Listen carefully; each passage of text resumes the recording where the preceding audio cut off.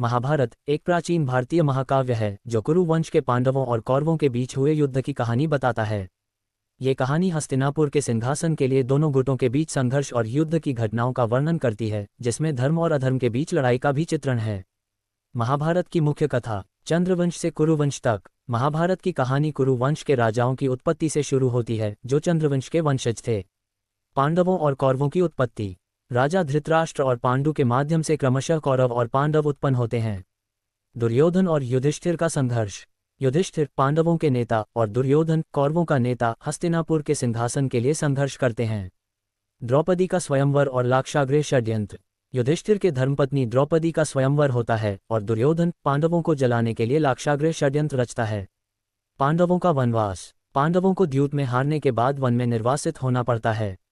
कुरुक्षेत्र युद्ध। पांडवों और कौरवों के बीच कुरुक्षेत्र में एक विनाशकारी युद्ध होता है, जिसमें कई महान योद्धा मारे जाते हैं। युद्ध का परिणाम। युद्ध के अंत में पांडवों की विजय होती है और वे हस्तिनापुर के सिंहासन पर शासन करते हैं। अर्जुन श्री कृष्ण संवाद भगवद गीता। युद्ध की पृष्ठभूमि में श्री कृष्ण अर्जुन को भगवद गीता में धर्म और कर्तव्य के बारे में सिखाते हैं। महाभारत एक महत्वपूर्ण धार्मिक और सांस्कृतिक ग्रंथ है जो मानव स्वभाव, धर्म, नीति, कर्तव्य और युद्ध के परिणामों के बारे में कई महत्वपूर्ण सबक सिखाता है।